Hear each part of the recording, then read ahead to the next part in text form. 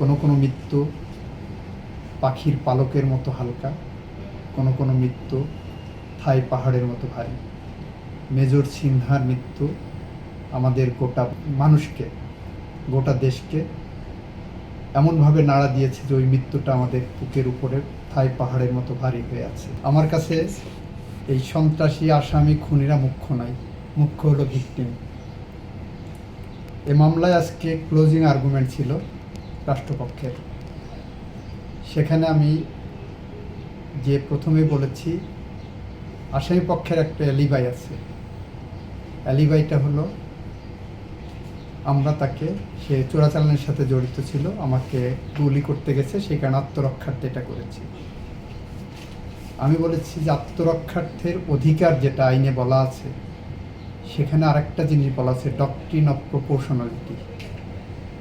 ধরেন আপনাকে একজন লাঠি দিয়ে মারতে আসলো, আপনি তাকে চাকু দিয়ে খুন করতে পারবেন না। আপনাকে একজন চাকু দিয়ে ধাওয়া করেছে, আপনি তাকে গুলি করে মারবেন, এটা পারবেন না। ডক্ট্রিন অফ প্রপোর্শনালিটি বলে এটাকে।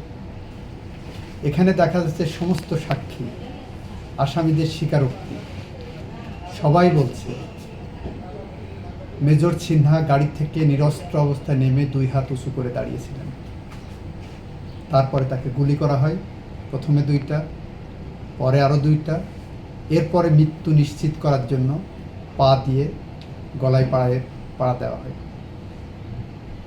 ফলে এখানে রাইট অফ প্রাইভেট ডিফেন্স যেটা ওনারা অ্যালিবাই নিয়েছেন, এটা কোনোভাবেই গ্রহণযোগ্য না। যদি এটা না থাকে, আর এটা প্রমাণ করার জন্য তারা কোনো সাক্ষী, কোনো সার্কামস্টেন্সিয়াল এভিডেন্স, কোনো মৌখিক দালিলিক কোনো কিছুই আনেননি, তাহলে এটা যদি চলে যায়, it is established that they killed major Sinha. যদি তারা মেজর সিনহাকে খুন করে থাকেন, তাহলে সেই খুনটা ঠান্ডা মাথায় পরিকল্পিতভাবে পূর্ব পরিকল্পনায় যে করা হয়েছে, যেটা পাওয়া যাবে সব কোয়াকুস্তের কনফেশনাল স্টেটমেন্টে। এইটাকে আবার সাপোর্ট করেছেন স্থানীয় মসজিদের ইমাম, ওখান থেকে যারা পথচারী আছেন, যারা দেখেছেন, তারা সবাই। এর সাথে আরেকটা জিনিস বলেছি যে PW2 যাকে সাফায়েত, যাকে মেজর সিনহার সাথে ছিলেন গাড়িতে, সে যে সাক্ষীটা দিয়েছে 164 যেমন এসেছে, অন্য সাক্ষীরাও যে কথাগুলো যেভাবে বলেছে তার সাক্ষী ওইভাবে করবোরেটিভ হয়েছে। এই সাক্ষী এত লোক বাদ দিয়ে কেন লিয়াকত আর প্রদীপের নাম করল, কেন এই আসামিদের নাম করল, সেই জায়গাটা কিন্তু ওনারা বলতে পারেননি রাষ্ট্রপক্ষ থেকে। তাদের সাথে শত্রুতার জায়গাটা কি, সেইটা বলতে যে বলেছিলাম যে এক সময় বাংলাদেশে প্রচলিত আইন ছিল, 8 মামলায় পুলিশ সাক্ষী বিশ্বাস করা হতো না, দারোগার সাক্ষী বিশ্বাসযোগ্য না। প্রথমবারের মতো মকিমবাগাজির মামলায় হাসান আমিন সাহেব নতুন জুরিসপ্রুডেন্স রচনা করলেন। উনি বললেন পুলিশ সাক্ষী কেন বিশ্বাসযোগ্য হবে না, পুলিশের সাথে এর শত্রুতাটা কি, সেটা আসামিকে প্রমাণ করতে হবে, সাধারণত বাদীপক্ষকে প্রমাণ করতে হয় অপরাধ। এইখানে ভিন্নতা আনলেন। আমি বললাম এই যে PW যাকে অ্যারেস্ট করলো, স্পট থেকে কারাগারে পাঠালো মেজর সিনহার সাথে করে, তার সাথে ওনাদের শত্রুতাটা কি, সেই মর্মে কোনো এভিডেন্স সামনে আসেনি। যদি না এসে থাকে, দ্যাট এলিবাই অলসো গোস।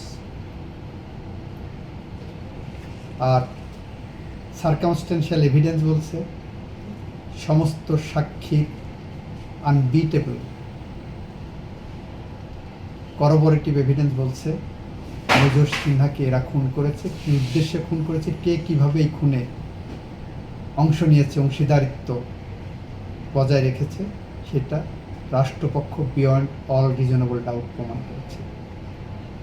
এটা বলতে যে বলেছি কোনো কোনো মৃত্যু পাখির পালকের মতো হালকা, কোনো কোনো মৃত্যু থাই পাহাড়ের মতো ভারী। মেজর সিনহার মৃত্যু আমাদের গোটা মানুষকে, গোটা দেশকে এমনভাবে নাড়া দিয়েছে যে ওই মৃত্যুটা আমাদের বুকের উপরে থাই পাহাড়ের মতো ভারী হয়ে আছে। আমরা যদি এটা বিচার করে যেতে না পারি, তাহলে কবি হেলাল হাফিজের ভাষায় উত্তর পুরুষের ভীরু কাপুরুষের উপমা হয়ে থাকত। মাঠের অলরাউন্ডার আমি, আর ঘরের allrounder Tilex. Tilex toilet cleaner, clean মানেই টাইলক্স।